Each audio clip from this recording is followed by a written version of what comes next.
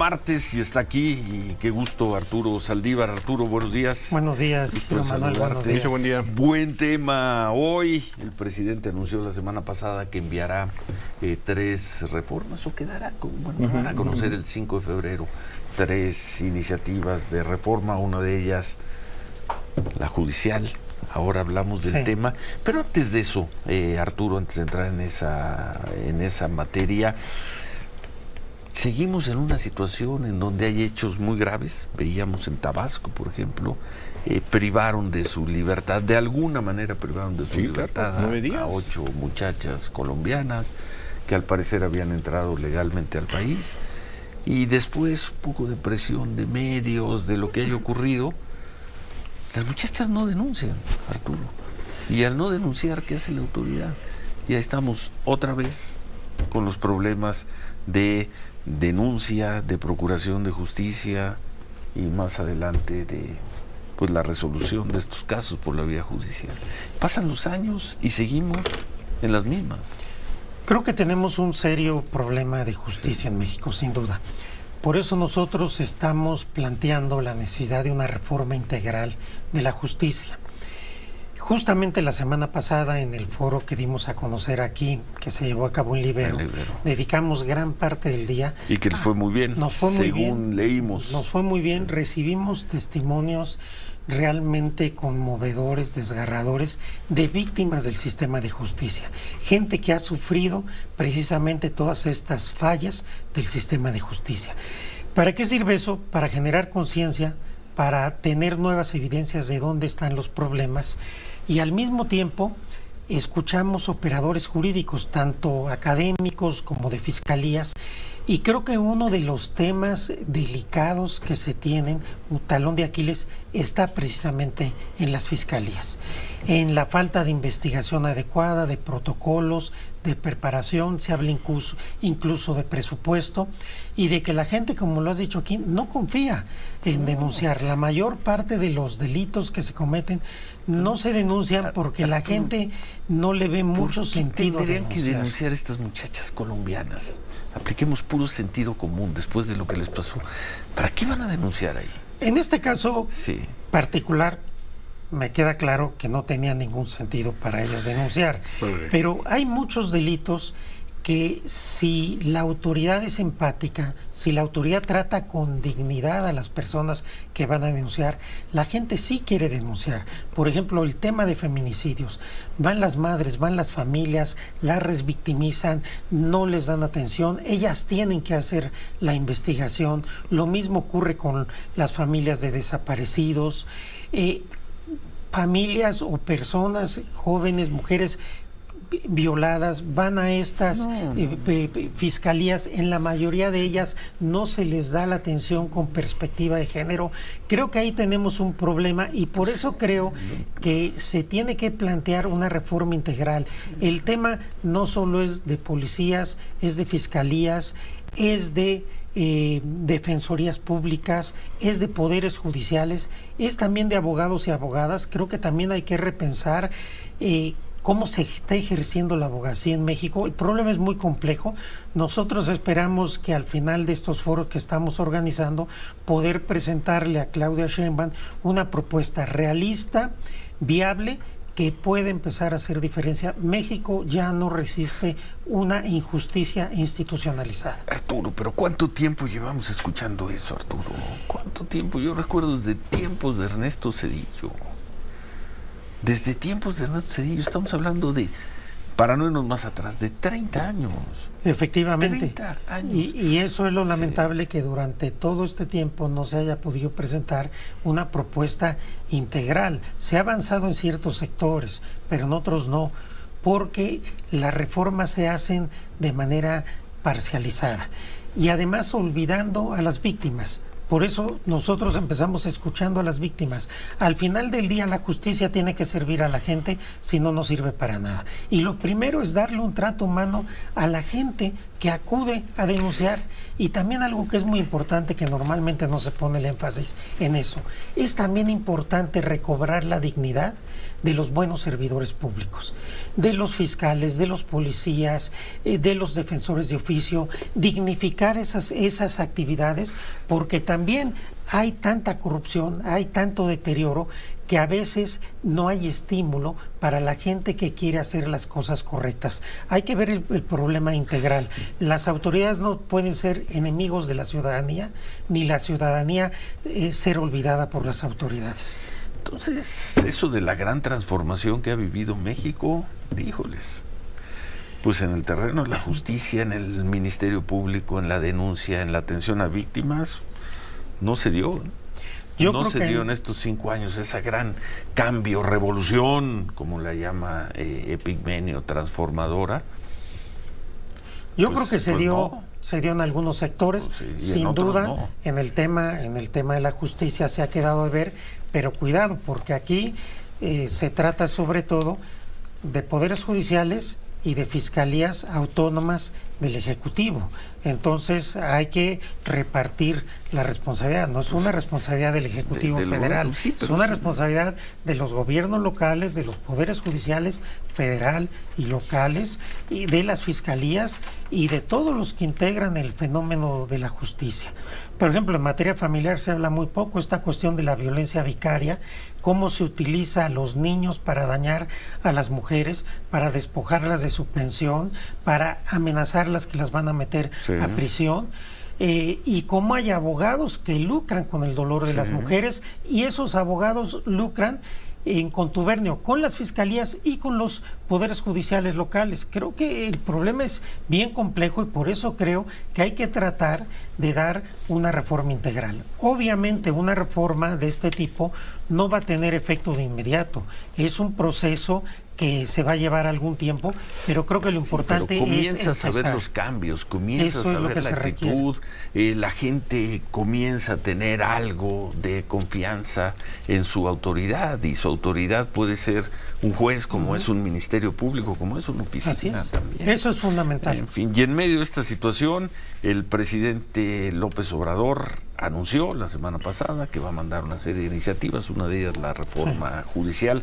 Habrá que ver qué es lo que presenta el 5 de febrero, pero pregunta, ¿es la reforma que están trabajando ustedes con Claudia Sheinbaum? No, no tienen nada que ver. No, hay dos. Esta es nota, Arturo. Esta es nota. Son cosas distintas. Sí, son dos caminos diferentes. El presidente, el equipo del presidente está elaborando la iniciativa que va a presentar el 5 de febrero. Eso es el gobierno. Ese es el gobierno. El ejecutivo, el donde presidente. Además, pues lo único que sabemos, según lo que él ha expresado, es que va por una propuesta de voto directo, de voto popular, para que lleguen ministros, ministras, jueces, juezas, magistrados, magistradas. Nosotros en el equipo de Claudia Sheinbaum tenemos una vía paralela. Nosotros estamos en un diálogo con la sociedad. De hecho, el día de mañana, en el Estado de México, en Toluca, en la Universidad Autónoma del Estado de México, tendremos el segundo foro. ¿Qué vamos a ver ahí? Vamos a ver justicia federal y justicia local. Y habrá una mesa sobre democratización del Poder Judicial. Y ahí se va a analizar justamente el tema de si es adecuado o no elegir popularmente a las juezas y jueces, de tal manera que nosotros vamos en una vía paralela, en este momento sobre todo escuchando a la sociedad, a las víctimas, a los expertos, a los operadores jurídicos. Por ejemplo, el viernes esperamos podernos reunir con todos los presidentes y presidentas de tribunales de superiores del país en una mesa cerrada, simplemente para escuchar sus propuestas, sus preocupaciones, los retos a los que se enfrentan, de tal manera que nosotros estamos en una vía paralela, porque no somos gobierno, sobre todo escuchando a la sociedad para hacer planteamientos que, primero, no implican retroceso en lo que ya se ha logrado. Segundo, que sean viables, que sean realistas, que incluso desde el punto de vista presupuestal sean factibles, para tratar de empezar a encontrar solución a temas tan complejos como el de la injusticia institucionalizada que tiene México desde hace décadas. Sería impensable que la propuesta que presente el presidente en 2 semanas, un poco más de 2 semanas, vaya en contra de lo que están trabajando ustedes. ¿Habrá alguna comunicación? ¿Habrá alguna relación? ¿Habrá algún entendimiento? Sería impensable que salga el presidente con una iniciativa contraria a lo que ustedes están pensando y deseando en caso de que ganen, de que lleguen al poder, Arturo. Más bien la iniciativa que se conocerá primero será la del presidente. 5 de febrero. Obviamente en la propuesta que nosotros haremos, pues tomaremos en consideración esa propuesta. Se tratará, por supuesto, en principio, pues de que vayamos en la misma línea, avanzando en esta transformación, también en vía judicial, pero no quiere decir que haya una comunicación entre la iniciativa que se va a presentar y los trabajos que estamos... Exactamente. Que la iniciativa del presidente Arturo de no ocurrir algo verdaderamente extraordinario, pues no va a pasar. No pasará, ya lo dijo el PRI, el PAN, el PRD, Movimiento Ciudadano, que nada de que a estas alturas van a aprobar la elección de ministros, magistrados, jueces a través de una elección. La reforma del presidente López Obrador, si bien en ese sentido está condenada al fracaso. Yo creo que esta reforma se discutirá en el Congreso en septiembre y veremos en ese momento cómo está integrado. ¿El presidente la quiere pasar? No, el presidente la va a presentar de inmediato, pero yo creo que en este momento no hay condiciones. Esperemos que en septiembre ya haya condiciones para poder aprobar. A ver, tenemos que hacer una pausa. Regresamos, nos quedamos en este punto. No hay condiciones, te pregunto. Esperamos tu respuesta en 3 minutos, que sí que no hay votos para aprobarlo. Ahí nos quedamos, hacemos una pausa. Gracias por sus comentarios y al regresar seguimos conversando y escuchando a Arturo Saldívar. Gracias por sus comentarios. Nos decía Arturo Saldívar antes de ir al corte que no ve condiciones para que la iniciativa de reforma judicial, por lo pronto vamos a hablar de la reforma judicial, que ha dicho el presidente que presentará el 5 de febrero y seguramente enviará ese día o al día siguiente, que no ves condiciones para que se apruebe. Eso significa que no tiene la oposición, que puede evitar que esta reforma se apruebe, difícilmente va a dar su voto. Sí, yo creo que hay muy dos. Difícilmente. ¿Eso te refieres cuando dices no veo condiciones? A dos cosas. Primero, que en este momento Morena y sus aliados no tienen la mayoría calificada en el Congreso. Segundo lugar, que estamos en pleno proceso electoral, perdón, en la parte final del sexenio. Pero en septiembre las cosas pueden ser diferentes. Primero, ¿sí tenemos una buena elección, Arturo? Sí, claro, partiendo de la base de que tengamos una buena elección. Una buena elección. Sí, que tengamos una buena elección. Sería un buen aterrizaje de la elección. Exacto. Sí. Partiendo de ese supuesto, yo creo que puede haber dos escenarios. Uno, que efectivamente Morena y sus aliados tengan ya la mayoría calificada para poder reformar la Constitución. O segundo, que la mayoría se construyan. La verdad, las mayorías se construyen.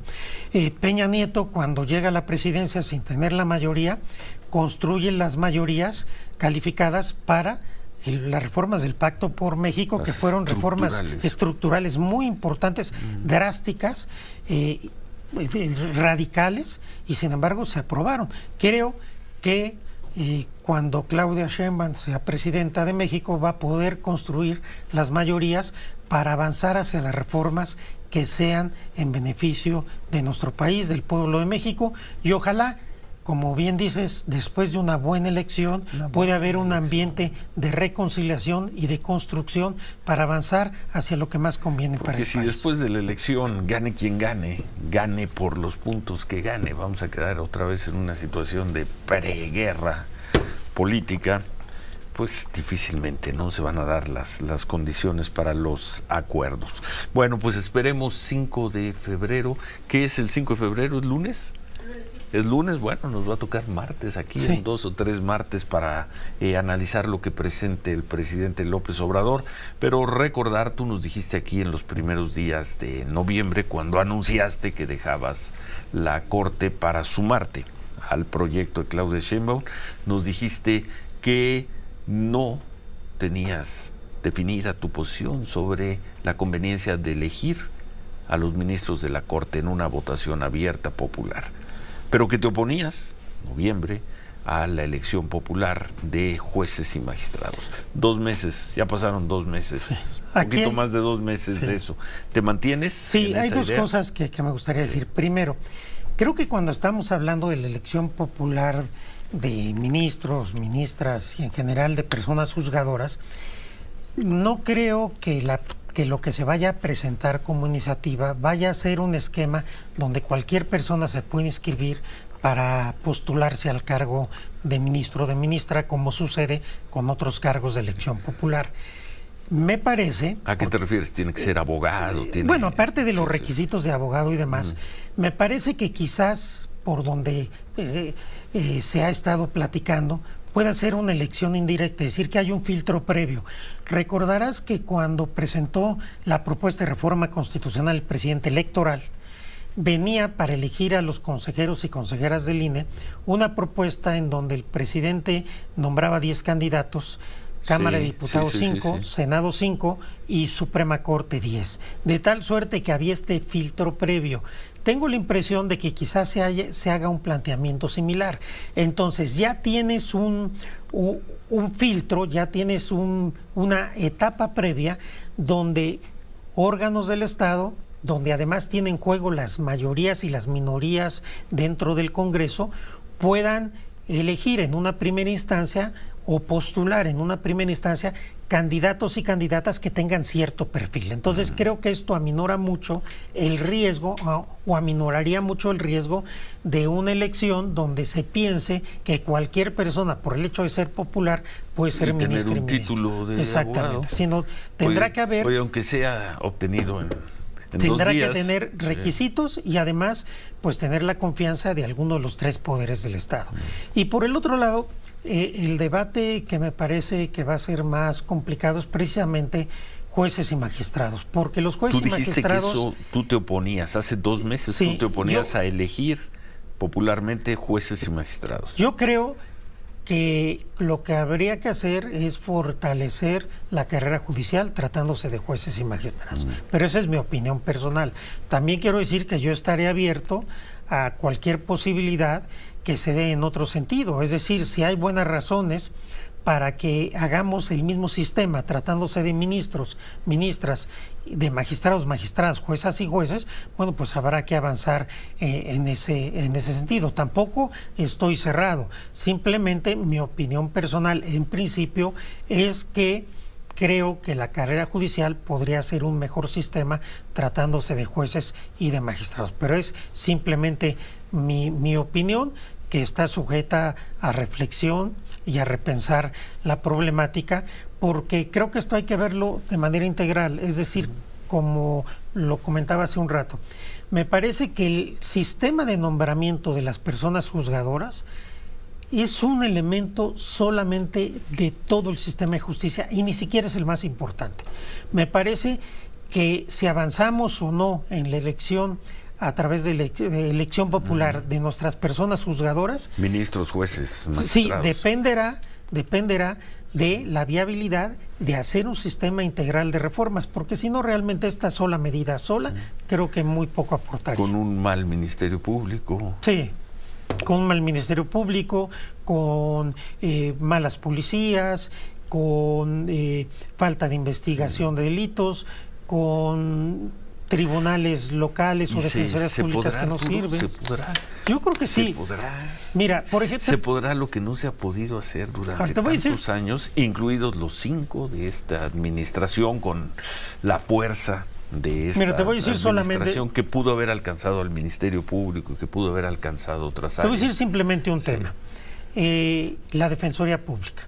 Me parece que si ponemos un énfasis en las defensorías públicas y si avanzamos hacia un sistema en donde hay una autonomía de los institutos de la Defensoría Pública, se les da recursos y se les dota de capacitación y todo, se puede hacer una gran diferencia en la justicia hacia las personas más pobres. Y esto hay una experiencia. En los 4 años que yo fui presidente de la Corte y del Consejo, que le dimos todo el impulso a la Defensoría, sacamos a más de 44,000 personas en 4 años. Entonces, sí se puede. Se requiere voluntad política y se requiere un diseño institucional. Sin voluntad política nada funciona, ni en México ni en ninguna parte del mundo. Pero se requieren incentivos adecuados para que esa voluntad política tenga cauces por los cuales caminar. Bueno, pues van a ser muy interesantes los tiempos, Arturo, porque el presidente dice que presentará estas iniciativas el 5 de febrero. Vamos a ver con qué velocidad buscan que se aprueben. Claudia Sheinbaum inicia campaña, ¿cuándo empiezan las campañas? El 1 de marzo. Probablemente uno de sus primeros anuncios sea, o no, el de su proyecto judicial. Y quizá cuando lo presente ya habrá sido derrotada la iniciativa del presidente López Obrador, o estará siendo discutida apasionadamente en las cámaras. Yo creo que una cosa es importante. Los tiempos, y ahí vas a ser muy importante tú. Gracias. Aunque digas que tú solo eres un asesor y un consejero, un encargado de foros y debates y análisis, va a ser interesantísimo el calendario. Sí, a ver, el tema de la elección popular de ministros, ministras, jueces, juezas en general, va a ser parte del debate de las campañas. Sí. Ahí la gente tendrá que decidir en el voto si se quiere avanzar con esas reformas, con el paquete de reformas que se ha presentado, que se presentará en febrero, y con el paquete de reformas o de proyecto de gobierno que anunciará Claudia Sheinbaum, o se prefiere un proyecto conservador que mire al pasado y no al futuro. La gente decidirá con su voto y nosotros pues tendremos que estar muy atentos en ese debate que sin duda se va a dar. Y creo que también por efectos de claridad, qué bueno que se vaya a tener de antemano la idea de qué es lo que se piensa hacer cuando se llega al gobierno y la gente pueda valorar esas opciones a la luz de lo que se está viviendo. Bueno, pues lo veremos. Cuando dices los que miran al pasado, ¿te refieres al proyecto de...? Sí, por supuesto, me refiero al proyecto del Frente, que parece que tiene una añoranza de un México de corrupción, de un México que no veía a los pobres, de un México que no tenía conciencia social. Dicen todo lo contrario, y traen buenos abogados también trabajando con ellos. Pueden decir lo contrario, pero ahí está la historia de cada uno, con qué causas han estado comprometidos. La derecha es reacia a los programas sociales. Ahora se quieren sumar, pero no nacieron de ellos. La derecha decía que nunca se debían elevar los salarios mínimos porque generaba inflación. Se han elevado los salarios mínimos como nunca y no ha generado inflación. Se decía que iba a ser un desastre económico el gobierno de Andrés Manuel López Obrador, y es un éxito económico, como ustedes lo acaban de mencionar. Y además... Un éxito económico... Sí, pero además viendo a los pobres. 5 millones de mexicanos, de mexicanas salieron de la pobreza. Yo creo que no es un asunto menor. Por eso nosotros estamos viendo hacia el futuro, el Frente está viendo hacia el pasado, con esos abogados que efectivamente han defendido siempre a las élites económicas y políticas de México. Bueno, a ver, hacemos una pausa, 8:35, cada vez que hablas de que en el proyecto de la oposición de Xóchitl Gálvez miran hacia atrás y quieren regresar a privilegios, se desata cuando menos mi WhatsApp. Por cierto, un seguidor del programa, muchas gracias, nos habla de que hoy Ana Laura Magaloni en el Reforma, por cierto, recuperando frases tuyas que le expresaste al país, escribe esta frase, la primera frase de su artículo hoy, dice: la reforma judicial es el nuevo engrudo que aglutina a los morenistas. Es ahí donde identifican el principal enclave conservador que se resiste a la transformación. Para el presidente López Obrador y su partido son los jueces, y en particular la Suprema Corte, el factor que ha frenado las acciones de esta administración para reconfigurar la relación de poder entre los de arriba y los de abajo. Para López Obrador, gracias al Poder Judicial, los, entre comillas, conservadores han preservado muchos de sus privilegios. Ana Laura Magaloni, buena analista. Arturo. Ana Laura Magaloni, buena analista, buena amiga, buena jurista, pero creo que pues su visión en este caso no es correcta, porque efectivamente sí ha habido, sí se han frenado mucho del avance de la transformación a través del Poder Judicial. No siempre por buenas razones y no siempre con votos jurídicamente argumentados.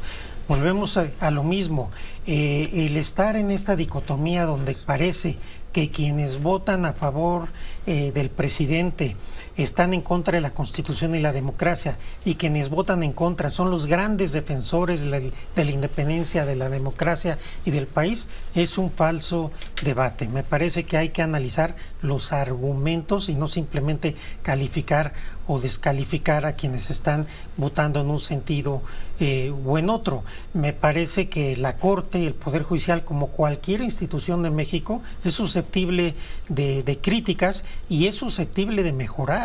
Ese tema de que las instituciones no se tocan, estaríamos en la Edad Media. Todas las instituciones se pueden reformar. En 94 tuvimos una reforma importantísima en la Corte, donde se fueron todos los ministros, menos 2, a su casa. Hace 30 años. Sí, hace 30 años. Y se hizo eso. Y se hizo eso. Entonces, las instituciones se tienen siempre, permanentemente, son dinámicas que replantearse, que mejorarse y que seguirse construyendo. No hay nada acabado. Pero son parecidas, porque lo que he dicho es no retroceso. La propuesta que estamos armando va por el no retroceso. Entonces ahí choca con la idea del presidente, donde pareciera que elegir ministros es un retroceso, por lo menos en el sistema que nosotros hemos conocido como acceso a la justicia. Bien, porque creo que en lo que tiene que ver con los defensores públicos ha habido un avance rápido, marcado. La gente hoy confía en sus defensores públicos. Los abogados privados están preparando a sus abogados precisamente para enfrentar el sistema de justicia, el famoso nuevo sistema que ya tiene como 12 o 15 años, ¿no? Pero lo que a mí me llega a inquietar es cuando escucho a Omar García Harfuch que dice: en materia de seguridad son los estados los que tienen que trabajar, sin policías municipales y sin estatales. Y usted dice, pero son los estados los que tienen que trabajar también para recuperar el prestigio de los funcionarios públicos, que son los que dicen: ¿para qué denuncia, jefa? ¿Para qué denuncia, jefa? No va a haber justicia. Yo creo que tenemos que trabajar todos, a nivel federal y a nivel local, en todo, en los poderes judiciales, en las fiscalías, en las policías, en todo, para recuperar la confianza de la sociedad. ¿Qué incentivo tienen ciertos gobernadores, por ejemplo, para meterse en problemas?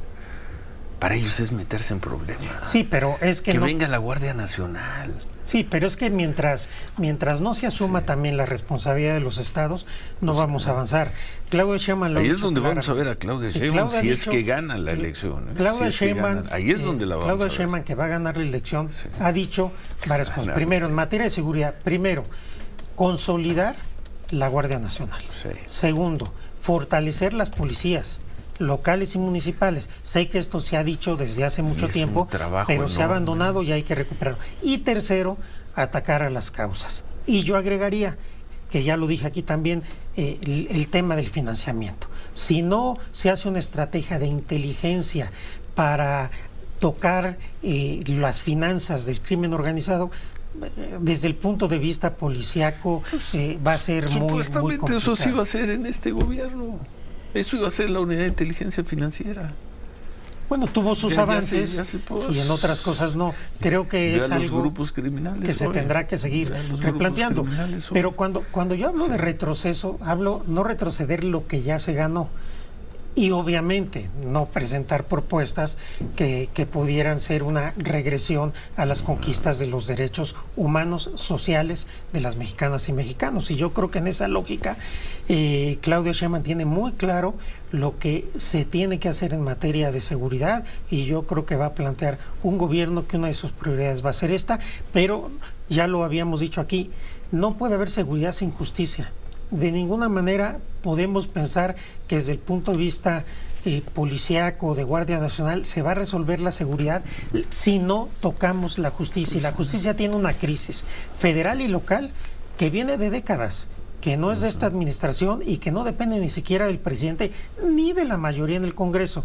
Depende de gobernadores, gobernadoras, presidentes y presidentas municipales, y también creo que tenemos una responsabilidad toda la sociedad, los abogados, los partidos políticos, y me parece que tenemos que plantearnos con seriedad, espero que podamos hacerlo por primera vez, una reforma integral de la justicia, ojalá. No parches. Ojalá, porque también sin seguridad no puede haber justicia, ¿no? Sí, a ver, van de la mano. Ve a declarar o ve a ratificar una declaración en la tierra caliente, por ejemplo, ¿no? Donde tienes a los criminales extorsionadores respirándote aquí a 20 ya lo vimos centímetros. en Michoacán. Por eso, ve a denunciar ahí.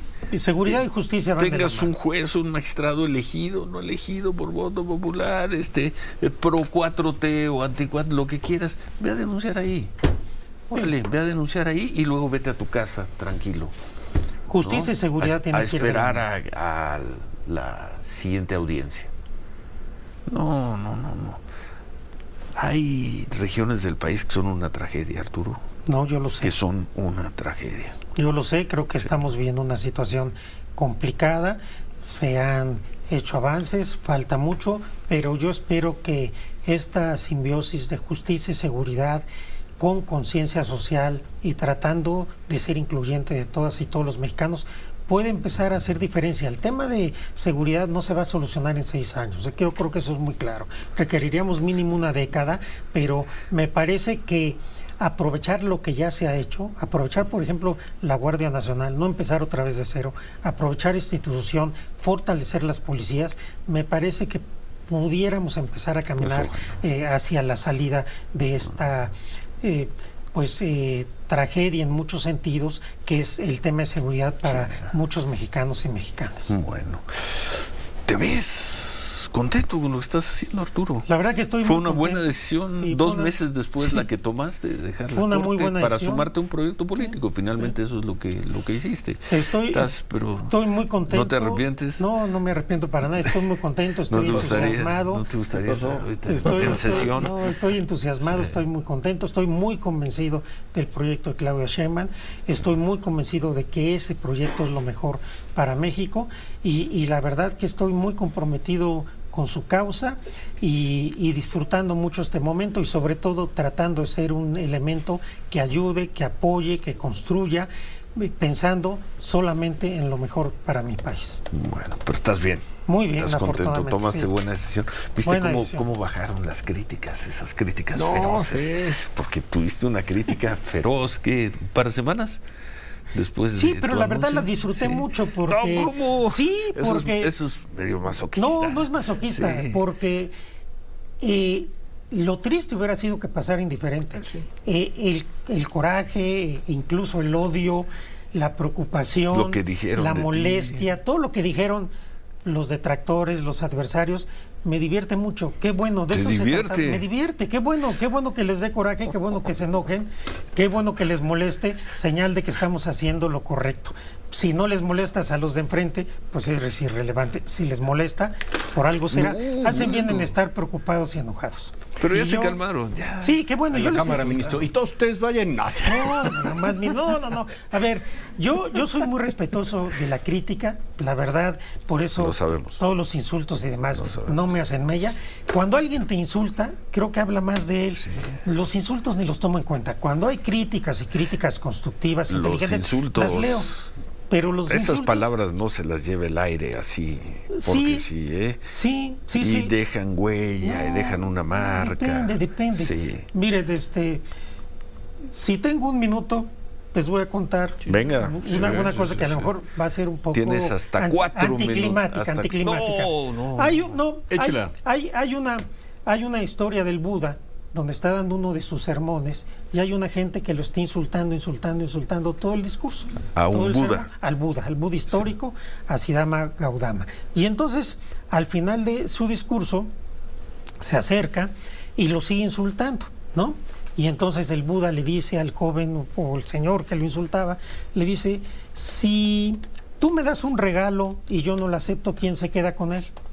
Y este hombre que insultaba dice, pues yo me quedo con él. De la misma manera, yo no acepto tus insultos. Entonces, eso es simplemente de actitud mental. Los insultos te dañan si permites que te dañen. Los insultos, si no los aceptas, se los queda quien los está profiriendo. Por eso a mí las redes no me afectan, menos cuando la mayoría de los insultos son de bots, no me afectan. Cuando alguien tiene que recurrir a insultar, es que ya no tiene razón, que ya no tiene argumentos. El insulto es la negación de la inteligencia. El insulto es la aceptación de la derrota intelectual. Por eso a mí, quienes insultan, me divierten. Las críticas sí las tomo en cuenta, sí las leo, sí las pondero, sí las analizo, porque obviamente yo soy falible, no soy perfecto, puedo cometer errores, de hecho los cometo como cualquier ser humano, y soy profundamente autocrítico.